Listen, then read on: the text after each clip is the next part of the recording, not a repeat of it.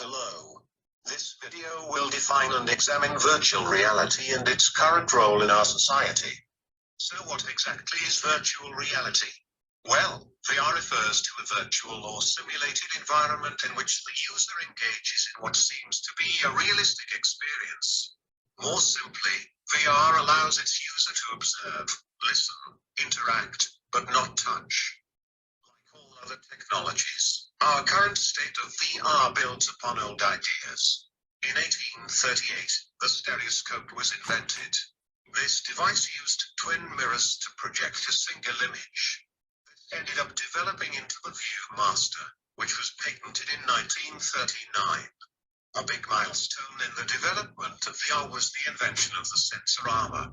Morton Heilig, a Hollywood cinematographer, wanted to see how people would feel if they were in the movie. The sensorama simulated its user into a virtual world in which they were riding a motorcycle.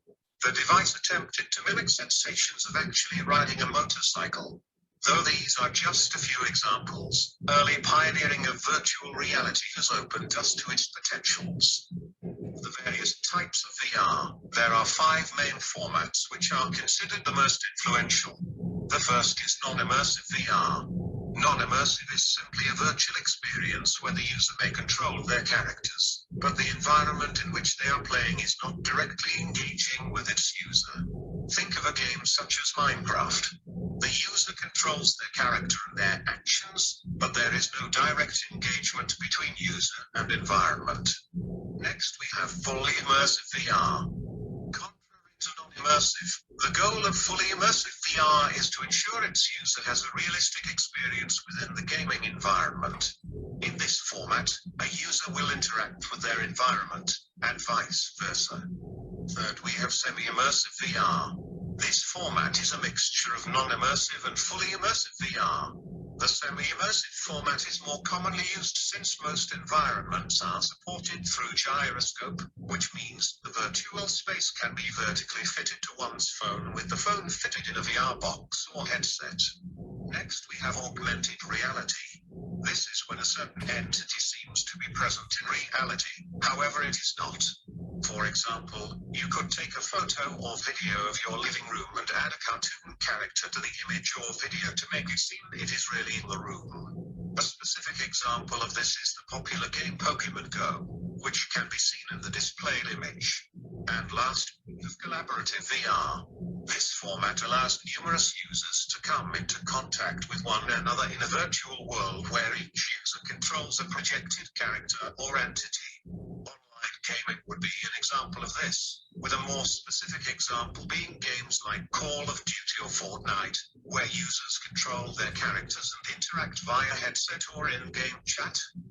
It may seem that VR is used popularly for its exciting gaming capabilities, yet recent applications prove it could benefit us in other ways too. One example of where VR is being utilized is in the medical field. Through fully or semi-immersive VR, medical students are beginning to practice their operations. This allows for consequence-free training where mistakes can be made and learned from. VR has become a primary treatment of post-traumatic stress disorder. Interestingly, a patient can undergo exposure therapy through VR. Unlike traditional exposure therapy, where a patient may quickly have a negative response to the exposure, VR allows for quick termination of treatment if a client is having a bad experience. VR exposure therapy can also provide comfort to the patient with the knowledge that what they are experiencing is not actually real. VR has recently become popular in the military, allowing soldiers to experience a wide range of simulations. VR training has now been adopted by all branches of service. Its training purposes help to prepare soldiers for the most dangerous tasks they could face, as well as some of the softer skills needed, such as interacting with civilians or international counterparts. Soldiers can also reap the therapeutic benefits of VR, which I have already discussed. Like any form of technology, VR has presented us with some downfalls. Most of the physical dangers of VR are dependent on how the VR is being used and how frequently. There have been cases of epileptic seizures as a result of using VR, but mostly among people with a history of epilepsy. Most debate over the dangers of VR revolves around ethics. There is particular concern for the mental and social implications of VR. Many argue that technology is contributing to the depersonalization of humans. VR has also boosted the adult entertainment industry, which has shown to cause real-life problems as these virtual spaces create unrealistic expectations in its users. The main focus now is where VR may eventually take us. If it continues to develop at the rate it has, we may reach a point where what is real and what is virtual could seem indistinguishable. Virtual reality has proven to have many positive uses, but like with any technology, the ongoing discourse of its effects will continue. As long as we keep an eye on the problems it may create, virtual reality can continue to assist us in our daily lives. Thank you for watching.